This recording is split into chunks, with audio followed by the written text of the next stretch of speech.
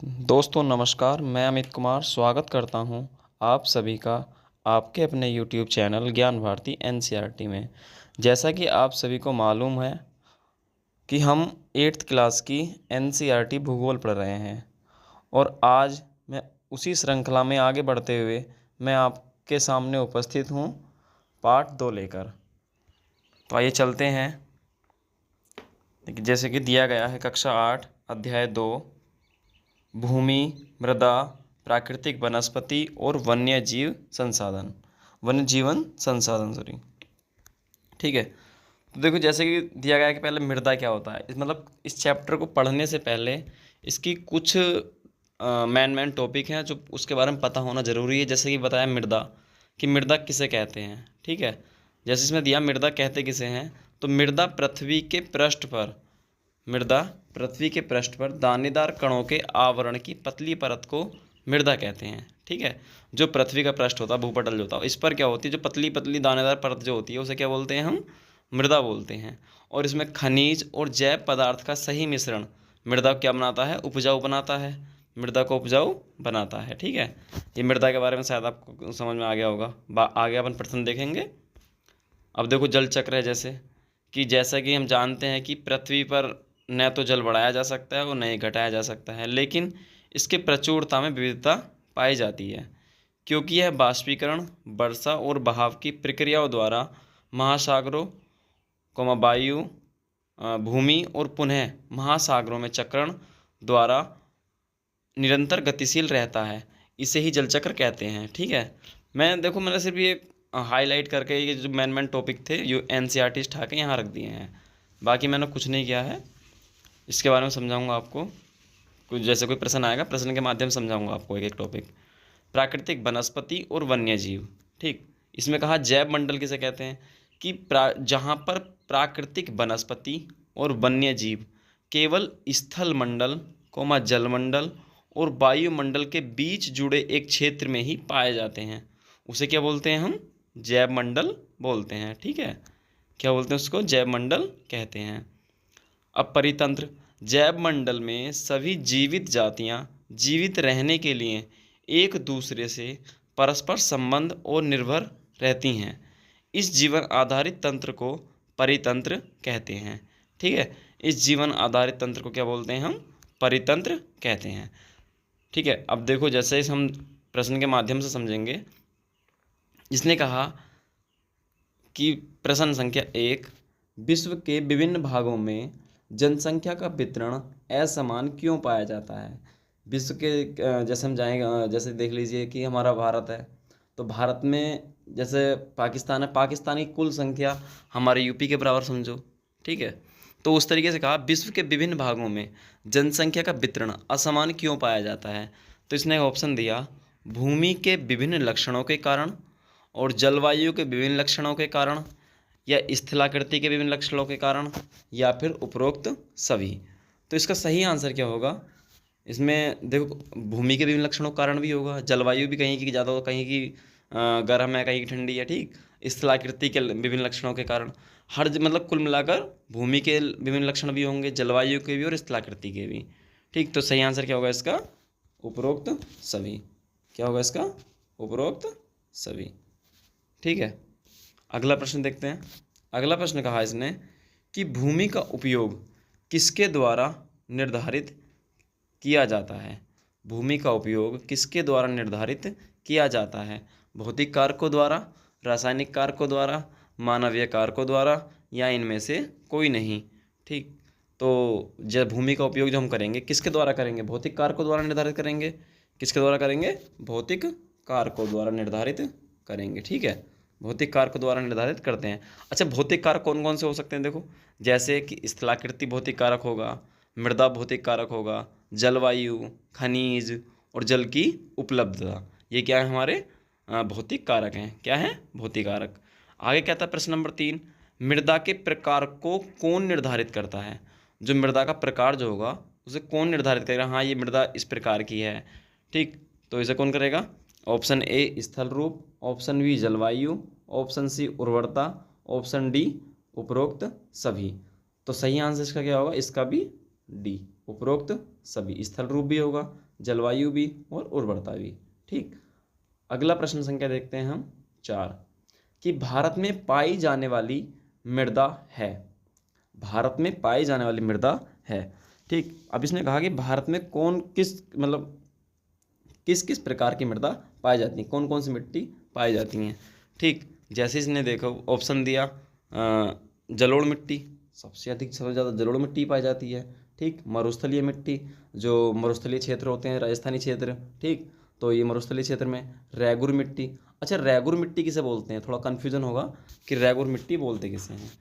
तो पहले तो इसका सही आंसर क्या होगा, ये सभी, क्या होगा सही आंसर, ये सभी। तो इसमें कहा मैंने कि रेगुर मिट्टी कहते किसे हैं। अच्छा रेगुर मिट्टी कौन होगा,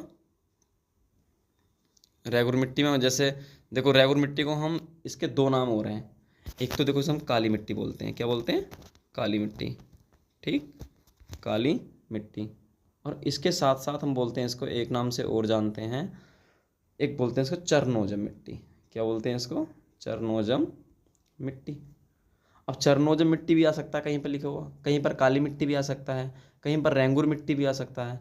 ठीक, और जैसे देखो अपने भारत के अंदर पाई जाने वाली मिट्टियाँ होंगी, जलोढ़ है, ठीक, कौन सी पहली, जलोढ़ मिट्टी है, काली मिट्टी मरुस्थलीय मिट्टी होगी, काली मिट्टी, रेगुर मिट्टी या चरनोजम मिट्टी। ठीक, और एक लाल मिट्टी होगी, और एक लेटेराइट मिट्टी होगी, लाल मिट्टी, लेटेराइट मिट्टी, दोमट मिट्टी। ठीक, दोमट, बलुई, मतलब मिट्टियाँ बहुत प्रकार की पाई जाती हैं भारत के अंदर। ठीक है, तो अगला प्रश्न देखते हैं हम। अगला प्रश्न दिया पृथ्वी पर उपस्थित जल का कितना भाग अलवणीय है। पृथ्वी पर उपस्थित जल का कितना भाग अलवणीय है। देखो अलवणीय का मतलब क्या है, कितना भाग पीने योग्य है, मतलब उसे हम मीठा पानी भी कह सकते हैं, या पीने योग्य पानी भी कह सकते हैं, या अलवणीय जल भी बोल सकते हैं। ठीक है, तो इसका सही आंसर कि ऑप्शन में दिया 2.7%, 70%, 71%, 29%। तो सही आंसर क्या होगा इसका, 2.7%। क्या होगा, 2.7%। ठीक है, अगला प्रश्न देखते हैं, प्रश्न नंबर 6। अच्छा मृदा, क्या मृदा मिट्टी में जो ह्यूमस होता है, मिट्टी में ह्यूमस निर्माण की दर को प्रभावित कौन नहीं करता, प्रभावित कौन नहीं करता है। जो निक्षेपण होता है ये कोई प्रभाव नहीं करता, कौन होगा, निक्षेपण। जैसे वनस्पति जात है ये भी करता है, ये प्राणी जात भी करता है, सूक्ष्म जीव भी करते हैं। ठीक, तो इसमें कौन नहीं करता है, निक्षेपण नहीं करता है। सही आंसर क्या होगा इसका, निक्षेपण। ठीक, सही आंसर क्या होगा, निक्षेपण नहीं करता है। ठीक, अब आगे कहता है, अगला प्रश्न देखते हैं हम। देखो इसने कहा कि मृदा में ह्यूमस निर्माण की दर को प्रभावित करने वाले कारक कौन कौन से हैं। वनस्पति जात है, प्राणी जात है, सूक्ष्म जीव है, जलवायु है, तापमान है, वर्षा है, अपक्षय है आदि। ठीक, अपक्षय आदि हैं। तो मृदा में ह्यूमस जो मतलब जैसा आप देखते हैं ना मिट्टी में जो चिकनापन होता है, ठीक, वो ह्यूमस के कारण होता है। ठीक, आगे कहता है प्रश्न नंबर 7, निम्न में से मृदा संरक्षण की विधि कौन सी नहीं है। निम्न में से मृदा संरक्षण की विधि कौन सी नहीं है। तो इसमें ऑप्शन ए कहता है वेदिका फार्म, ऑप्शन ए वेदिका फार्म, ऑप्शन बी तापमान, ऑप्शन सी रक्षक मेखला, ऑप्शन सी मिल्च बनाना। ठीक, आगे इसका सही आंसर है इसका तापमान। ये विधि नहीं है मृदा संरक्षण की। ठीक है, मृदा संरक्षण की विधि नहीं है। तो इसका अब देखो इसमें समझो कि वेदिका फार्म क्या है, वेदिका फार्म क्या है, या जैसे रक्षक मेखला क्या है, मिल्च बनाना क्या है। ठीक, देखो किस कहीं कहीं पर इसका मिल्च भी लिखा हुआ आता है, कहीं कहीं पर मल्च लिखा हुआ आता है। क्या आता है, मल्च लिखा हुआ। ठीक है, मल्च लिखा हुआ होता है कहीं पर, और कहीं पर मिल्च बना हुआ होता है। तो अब इसमें कहा वेदिका फार्म किसे कहते हैं। देखो वेदिका फार्म जो होता है कि चौड़े समतल सोपान, चौड़े। अच्छा देखो मैंने आगे इसका मेंशन किया है, इसके बारे में बताया है, देखो लिख रखा है मैंने इसके बारे में यहाँ पे हाईलाइट करके। मिल्च बनाना किसे कहते हैं कि इसमें पौधों के बीच की अनावरित भूमि जैव पदार्थों से ढक दी जाती है। इसमें मृदा की आर्द्रता रुक जाती है। ठीक है, इसमें आर्द्रता क्या होती है, रुकी रहती है। तो और उसी प्रकार से बेदी का फार्म, चौड़े समतल सोपान तथा बेदी का तीव्र ढालों पर बनाए जाते हैं ताकि सपाट सतह फसल उगाने के लिए उपलब्ध हो जाए। इससे मृदा अपरदन भी कम होता है। ठीक, आगे कहता है समोच्च रेखीय जुताई। मतलब ये समोच्च रेखीय जुताई और रक्षक मेखला, समोच्च रेखीय रोधिका और चट्टान बांध जो होते हैं, ये सब क्या है हमारे मृदा संरक्षण की विधियां हैं। अब प्रश्न नंबर देखो, वीडियो ज़्यादा लंबा हो जाएगा इसलिए मैं थोड़ा शॉर्ट मार के चल रहा हूँ, आप वीडियो देख लेना बाद में पॉज करके। तो प्रश्न नंबर 8 कहता है जल किस प्रकार का संसाधन है। देखो जल, मैंने पहला चैप्टर जो था हमारा वो संसाधन था, उसमें कहा गया कि हाँ संसाधन किस किस प्रकार के होते हैं। पहली बात तो देखो संसाधन जल जो है वो प्राकृतिक संसाधन है। अब प्राकृतिक में भी कौन सा है, नवीकरणीय है या अनवीकरणीय है। तो जल किस प्रकार का है, नवीकरणीय है। जल कैसा है, नवीकरणीय संसाधन है। जल कैसा है, नवीकरणीय संसाधन है। ठीक, जैसे हमारा प्रश्न नंबर 9 कहता है कि वनस्पति के मुख्य प्रकारों को कितने वर्गों में रखा जा सकता है। तो इसने कहा, ऑप्शन में दिया इसने option 4, option A 4, option B 5, option C 2, option D 6। तो सही आंसर क्या होगा इसका, ऑप्शन नंबर ए 4। कौन कौन सा, 4। अब 4 कौन कौन से हैं, एक तो वन है, कौन सा, वन, दूसरा घास है और तीसरा गुल्म है। कौन सा, गुल्म। गुल्म अजीब सा लगेगा, देखो मैंने इन सबकी चारों की डिटेल नीचे दी है। जो टिपिकल शब्द हैं, जैसे मान लो मैंने मृदा संरक्षण की कुछ विधियां हैं वो कुछ डिटेल में थी, वो मैंने यहाँ नीचे मेंशन कर दी है, सबको हाईलाइट कर दिया है। जैसे यहाँ भी 4 होंगे तो इन चारों को भी मैं मतलब हाईलाइट कर दूंगा। टुंड्रा है एक, ठीक, कौन सा, टुंड्रा। तो ये 4 वर्गों में रखा गया है, ठीक है, वनस्पति को। देखो जैसे इसमें ऑप्शन क्या होगा इसका सही, ए 4। ठीक, नीचे देखो मैंने लिख रखा है इसके बारे में, वनस्पति के मुख्य प्रकार को 4 वर्गों में रखा जा सकता है। पहला वन, घास, गुल्म, टुंड्रा। तो वन के बारे में बताया है, ठीक, घास के बारे में देखो, आगे गुल्म के बारे में, टुंड्रा के बारे में, ठीक है।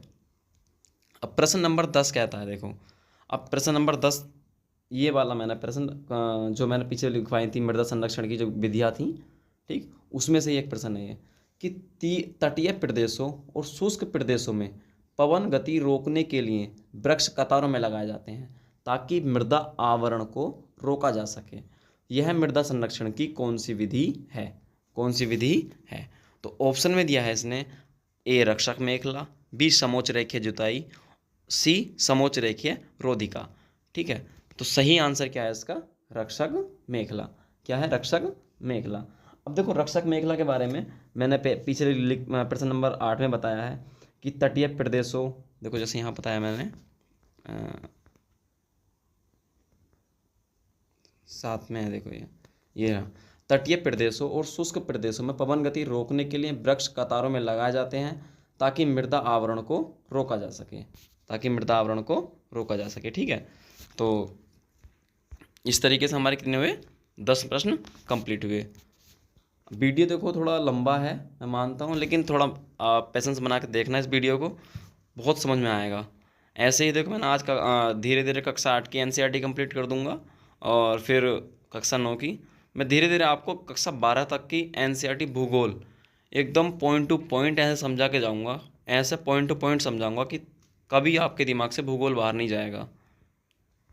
ठीक है, वीडियो पसंद आया हो तो लाइक करना, कमेंट भी करना। देखो कमेंट करोगे तो मुझे इससे थोड़ा पता चलेगा कि हाँ कहाँ मेरी गलती रही है, कहाँ पर गलती नहीं रही है, क्या मेरे बोलने में कहीं हिचकिचाहट तो नहीं है, तो उसके बारे में ज़रूर बता के जाना। Thank you.